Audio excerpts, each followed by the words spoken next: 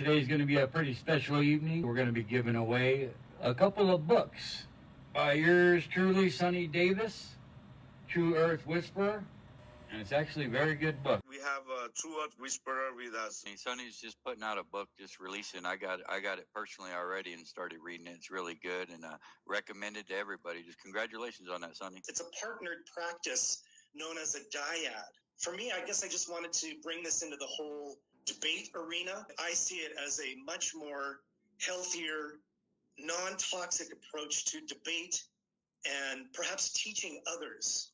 This book kind of sprang from a deep ache that I experience, and I'm sure many of us do. Because let's face it, some people still want to fight.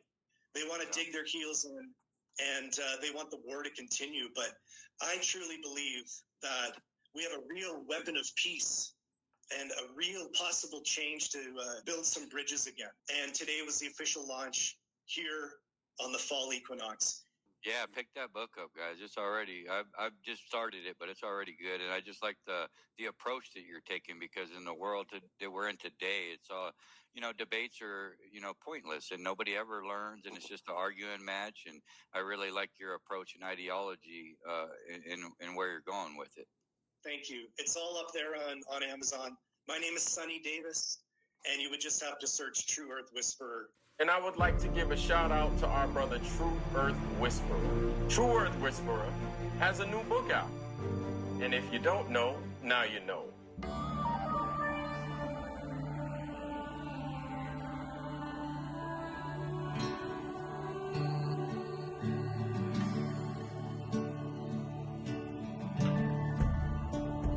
The debate over the true nature and shape of the earth is as old as human curiosity itself. For millennia, two opposing stances have held sway in our collective imagination.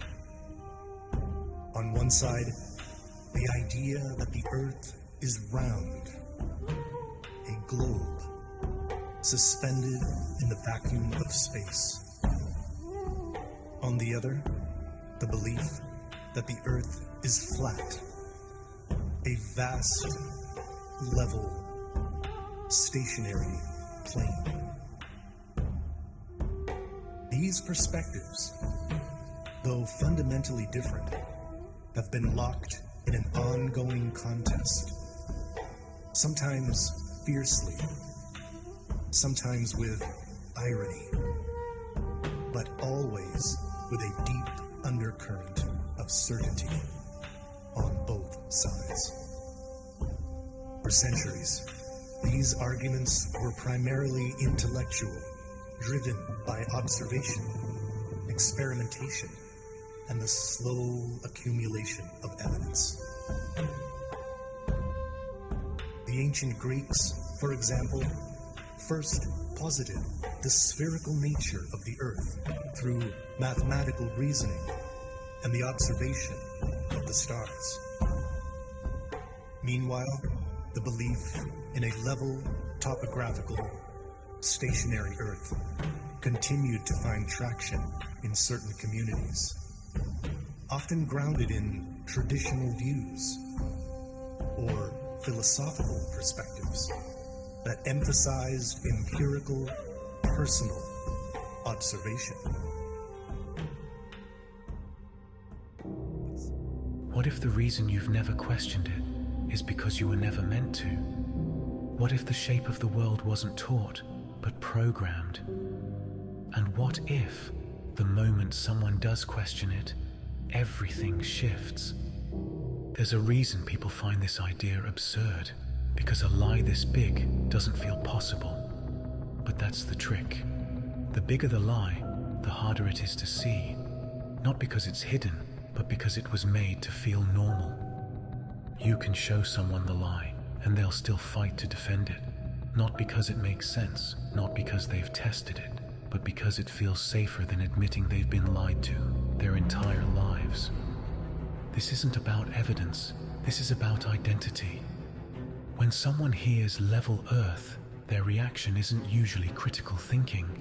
It's a reflex, mockery, rage, sarcasm. instant rejection.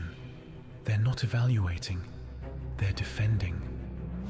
What they're defending isn't the globe, it's themselves. Or more specifically, the version of themselves that was built on belief. This is the globe spell.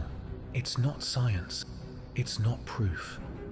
It's a mental program installed through repetition, authority, and emotional conditioning. It was never about discovery.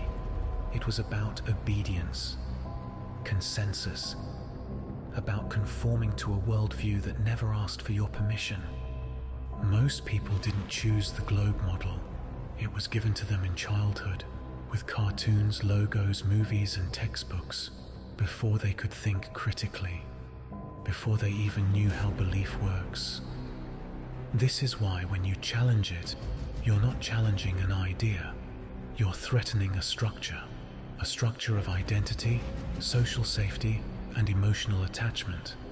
And that threat activates defense mechanisms. Mockery is a mask, sarcasm is a shield, rage is a firewall.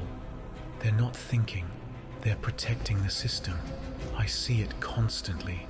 The moment you challenge the narrative, a wave of reaction kicks in. Deflection, mockery, demands for proof, all while the person reacting has never actually tested a single claim themselves. No method, no measurement, just belief in the system and outrage when it's questioned. These aren't arguments, they're archetypes, programs running through people. This is what's known as the Agent Smith effect. The moment you speak the signal of truth, the virus activates. People who seem ordinary suddenly become hostile, not because you are dangerous, but because the truth is. Level Earth isn't a belief, it's what's left when you remove belief in the globe. And that's what scares them, not the idea of a level Earth, but the collapse of the mental framework they were taught to call reality. Social exile is real. Most people won't admit it. To question this is to risk being cast out, laughed at, labeled, mocked. That fear is primal, hardwired. So they defend, not because they've verified the globe, but because they're scared of being alone in the question. You don't have to believe anything.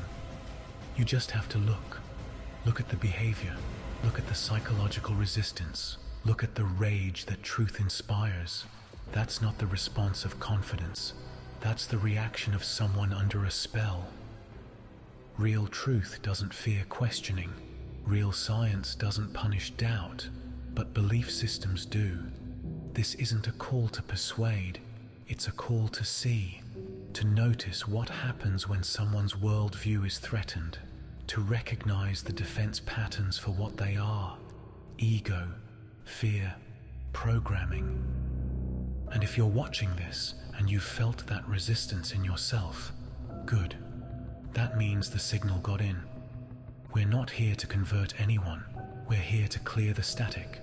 This is not persuasion. It's pattern recognition. Thanks for listening. But somewhere along the line, the debate has devolved. What was once an earnest search for truth has, in many cases, become a battle of ideologies. A breakdown in communication has taken place. Where once there was dialogue, now there is often only division. People no longer seem to be exchanging ideas with a view toward understanding. Instead, their differences seem to be stoking deeper and deeper divisions. The debate has become toxic, filled with invective, mockery, and ridicule, as opposed to intellectual exchange. In this environment, the pursuit of truth is increasingly obscured by the clamor of voices entrenched in their positions. Yet, in times of confusion, it is often a new way of thinking that holds the potential to bridge divides. The answer does not lie in more shouting or stubbornly holding on to one's own viewpoint, but in the willingness to embrace a new form of discovery. A humble, collaborative process of communication that welcomes both perspectives in a spirit of mutual respect.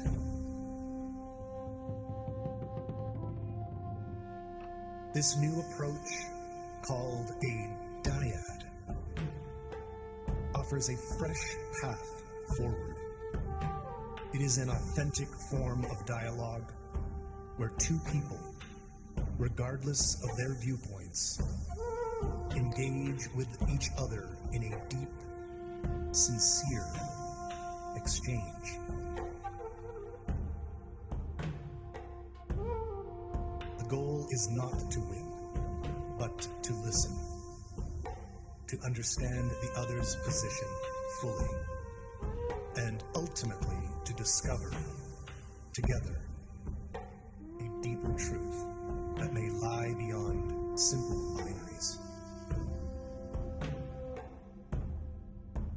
By creating a space where both sides are heard, where curiosity replaces certainty, we may begin to find new experiments, new questions, and new discoveries that honor both the shape of the earth and the shape of our humanity. This is an invitation to all who seek truth.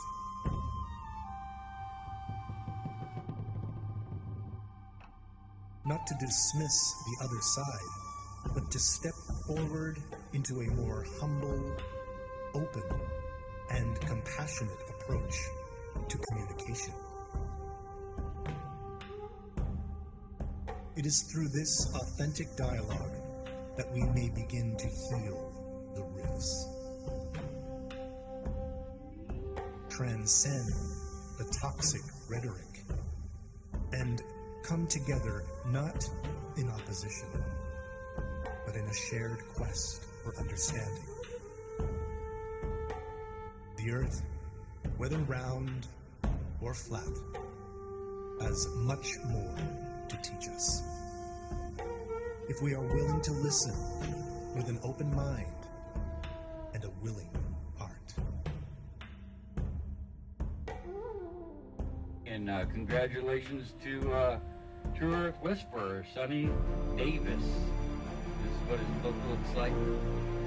And he's putting his thoughts in print, right? Let's get our brother, True Earth Whisperer, on the map. Let's go ahead and let's purchase that book. I know. I'm telling everybody to spend some money. I get it, man. I get it. But you want to know something, man? The good thing is that we want to support our Flat Earth family. You know what I'm saying? People that put good quality things out there, I have no problem supporting. People that come out and then they're out there making good happen for the community, I always want to support any which way I can. Even if I can't buy the hard copy, I get the Kindle. Or if I can't get the Kindle, I buy the hard copy. Put some love on it. You know what I'm saying? Put something in his brother's pocket, man, and make his dreams come true. Because he's making our dreams come true. And he's making our lives easier because he's bringing truth into a world full of lies. You understand? So, this is it. True Earth Whisperer, making it happen. Shout out to our brother, True Earth Whisperer. Here's the link to True Earth Whisperer's book on Amazon. Please go ahead, purchase yourself a copy. The Lost Art of Dyads in a World That Debates Everything and Understands Nothing.